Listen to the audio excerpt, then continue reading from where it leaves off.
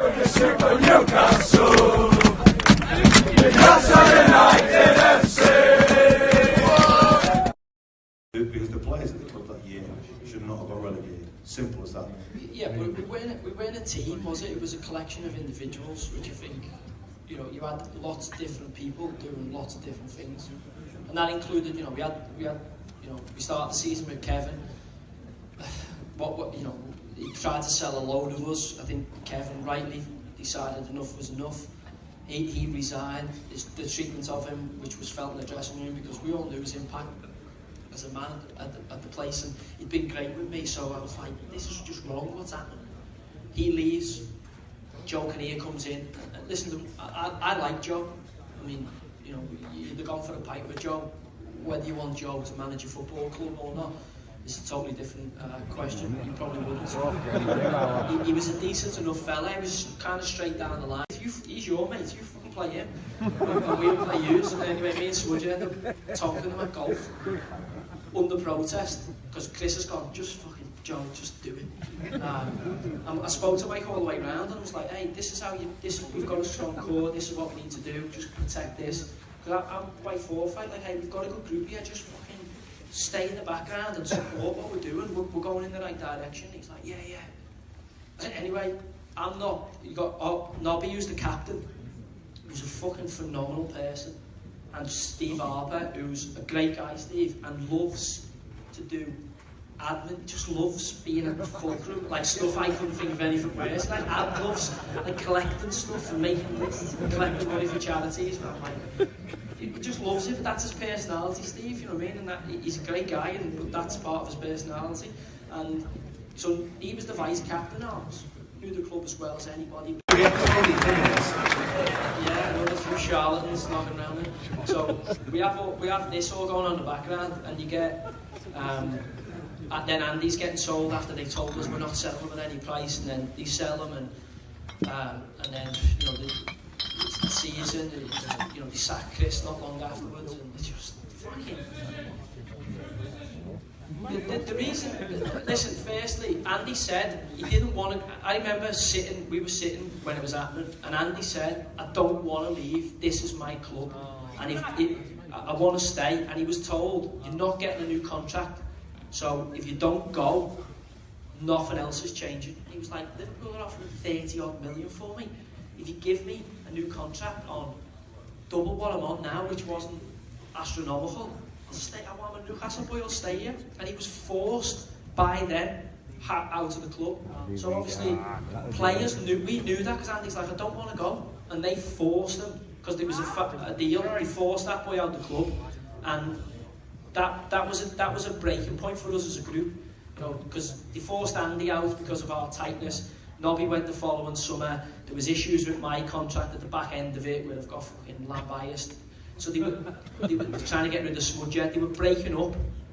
Our leadership group, they decided, because we didn't sign the bonus, Chris, you told me, so Chris said, because you didn't sign that bonus sheet, they've gone, let's break up the leadership group and weaken it, and then we can control the players, which is what they have done. Tell us about a few of those. Don't forget your microphone. I loved that. I was living in Jesmond at the time. I just started. I had the first year back in the Premier League. I think it was my best year at Newcastle, even though I was playing as a right midfielder. I was finally moving in the right direction. I felt I had so much to make up for lost time at Newcastle and repay a lot of the fans' faith in me. And I wanted to stay at the club for the rest of my career. I was like, I'll stay here, whatever it takes. I just want to be part of this, because I want to help build, you know, this club back where it needs to be. And I was settled in the city, loved where I was living. I want to move, and started negotiating a contract with them to stay. And weirdly, I get put in. So me and Pardew were discussing, and I like Pardew. He was all right with me until we kicked off and I left. But he was all right for most of it. He was genuinely all right until the day when there was no going back from it, which was not his doing. It was his doing at the behest of Ashley and Lambias. He was just the fall guy for it. So I'd agreed with Pardew that I was going to sign a 2-year extension. I'm like, less money, no problem. I just want to be here. And we went away to Portugal on a international weekend, and my missus had a miscarriage, so I was kind of like, fucking hell, you know, choose your priority. And then I had Lambias saying, "You're signing this contract." I'm like, "Hey, you've got family issues going on here. Like, let me sort this out. I need to make sure she's okay before this gets sorted." Anyway, I didn't sign for about 3 weeks. He thought I was trying to buy time. I actually weren't. I was just making sure my home life was okay. Then sat back down with him in a room, and he's gone, "Right, it's not 2 years now, it's a year. And if we finish top 10 in the first year, it's another year." So I'm like, hang on a minute, that wasn't what we spoke about 4 weeks ago. Like, what's changed? So it's just him being a knob and doing fucking power, mind control shit that he's not actually that good at. So I'm like, yeah, no problem. Like, so he starts telling me why it should only be a year and based on like certain things to do. And I went, "Oh, have you played football?" And he went, "No." I said, "So I'm coming here and told you how to run a casino. So don't come in here and tell me how to Too right. Managers you played under? Yeah, hands down. That's Sparky easy. wins that one. Sparky wins that one. The best one. Do you know what? I've worked for some good ones. Like, I didn't realise. I probably never realised how good Kevin Keegan was when I was a young kid. Will do your French accent.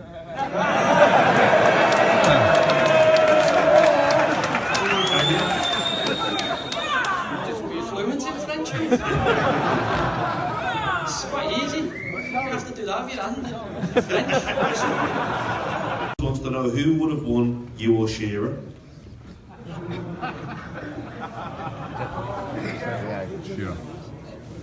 I don't know, it depends what, it depends. I've never seen him on scrap, so, you know, I've seen King Lennon in the end when he was on the floor.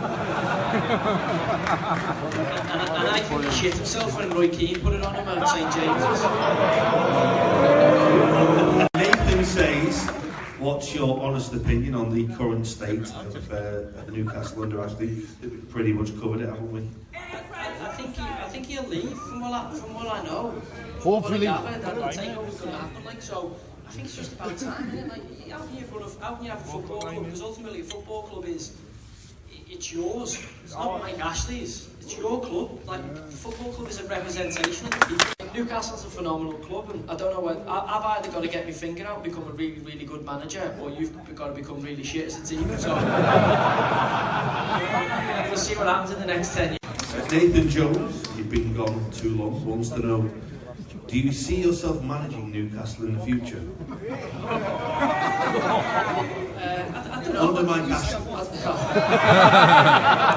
Derek Lambias is coming back as chief exec. Yeah, I've had a few nightmares about that. I think, look, who knows? I mean, I've stopped predicting the future. I famously once said I was never coming back to play for QPR in the Championship when I was at Marseille. Lo and behold, 3 weeks later, I'm fucking off. I'll give you the 2 years. But if we don't, you can only have 1 year. So this isn't back end of the Premier League first season up. So I'm like, can I have that in writing? You go, no, that's just an agreement between me and you. So I'm like, what? It's a gentleman's agreement. So I'm like, so you're asking me to stake an extra year. The reason I don't want to be out of contract is by the time that year finishes, I'm 30. To renegotiate at 30 is not a great spot for a footballer. I'd rather stay till 31, weirdly, and then at least I know I've got 2 years settled because my missus is upset and I need to settle in somewhere. I need like an anchor point to anchor my family down, and having 12 months left not giving me that. So he says, well, if we finish 10th, and I'm like, why? So you're asking me to stake an extra year or the stability of my family based on how we're going to finish this season? He says, well, you think we'll finish top 10? I'm like, yeah, we could. So if you remember, we played West Brom the last game of that season. I never took the deal off him because I told him he was a fucking imbecile and walked out. So I never took the deal. And if you remember, we beat West Brom at home 3-0 that season. And that made us finish, I think, 8th or 9th. And we ended up drawing 3-3. And we finished 11th or 12th. Now that would have meant, if that had happened, that would have meant I actually didn't get the extra year. So you can imagine me in the dressing room afterwards anyway, not winning that game. But factored into the fact that I was like, what a ridiculous position to put a player in. Just not a negotiating position. The reason I was negotiating with him was he refused to negotiate with my agents. He said, I'm not negotiating with agents. I'm just going to negotiate directly with the player. I'm not paying the agents anything, I'm negotiating with the player. And that's the reason agents survive, because you shouldn't put people in rooms when he was discussing to me what he should have been discussing with an agent. And was telling me what I was good at, what I weren't good at, why should I be giving me this, my stats. I'm like, the fucking hell's he? Worst case scenario, I know I can fucking definitely get in the Sunderland team. Very good. Liam would like to know, apart from Jeremy, who is the fastest player you've ever played with?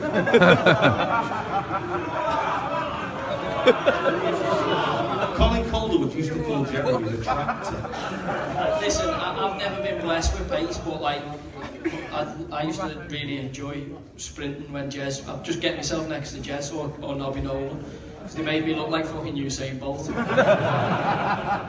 Yeah, he's definitely, Jez, he's a great guy, you know, like, he had a tough time. It was, I always remember one day at training, like, we're warming up and all that, and Nicky Butt was about 32 at the time, 30, 31, 32, and Jez was meant to be 29. I remember we were sitting having a coffee and he was doing like a physio session. He had to do a bit of extras, he was coming back from injury.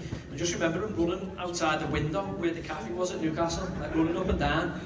But he turned to us and went, how in the world am I 32 and he's 29?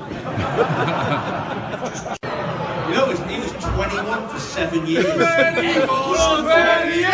21 on 28, 21 on 28, Obafemi Martins,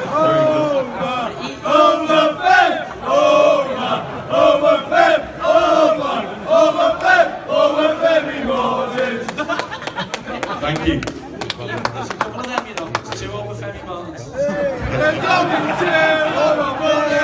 Strange one, because he's one of the few players that was 100% older than what it was claimed, but that was backed by the data. Because when we were at Newcastle, I always remember being in the gym one time, and the lads were like, have you seen the article that's come out about Obafemi? It's been released that he's actually older than what he is. So I'd say to him, I knew you were older, like, why did you just, and he'd go, no man, I'm not older and all that. And then look at his hands, and he had the oldest hands I've ever seen. Like, women use it all the time. Who's the biggest bellend you ever played against?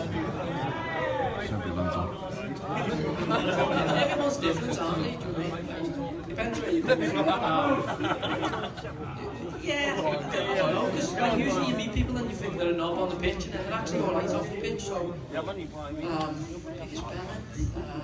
I don't know, to be fair, do you know what? Everyone's alright, aren't they? There's a few knobs. I don't like that there's a geezer who got me sent off for Derby. Bradley Johnson. I struggle with Carl, but then as a teammate, we kind of don't get on with it. We never got really close, but he was alright deep down once you got to know him. Yeah, I don't know, the way I like profile, usually the top players, it's always the lower league spacemen who just think you got sent off it's usually his League Cup games. eh? I only played one game against them, so I played fucking centre half, and we got pumped, and I fucking played centre half for back three with Lee Wallace, who can't defend on the left side, James Tavernier, who fucking can't defend on the right side. And you have Philip Senderos as well. He got sent off for handball, so yeah, weirdly. But yeah, I mean, that's the weirdest thing about that one. Like, every time a Scottish newspaper, because they don't like me, bizarrely, but I've only ever said positive things about the club until about last week, when I actually told the truth. So in Scotland, they think the league's fantastic, and that we've all got it wrong down here. That we, like, but actually, if you've played in it, which I have, they called me a flop in Scotland because I got beat in the Old Firm game. But it was the only game I lost in Scotland, so I played 8 games, and I mean, look, to be honest, some of them were against like Peterhead. I mean, even yous wouldn't fucking play for Peterhead. So that's The last question of the night, before we leave you for a minute. Why did you kiss the badge in Sunderland? Yes, that's my question. I think it's straightforward, isn't it? Listen, I love playing for Newcastle. Feel very privileged and honoured to have played for your football club. No doubt. It's a club that goes through tough times in your personal life. You know what I mean? You know, whether they wanted to or not is a different thing. But you as fans, I know some of you fucking didn't at times, which is justifiably because I was a prick. But to be fair, you know, you give me the opportunity to earn that back with you, and that's why I'll always have an affinity for the club and want to see the club do well, because I love the city and feel incredibly privileged to play for great clubs in my career, some great clubs, but Newcastle's right up there in terms of how high, and that's why I want to see us back at the level that you, not me, I might never interact with the club again. It's your football club. I want to see Newcastle get back because I know your fucking passion for your club. There's nothing worse than these fucking charlatans running it. You deserve your club back, and I can't wait for that to happen. And whoever comes in,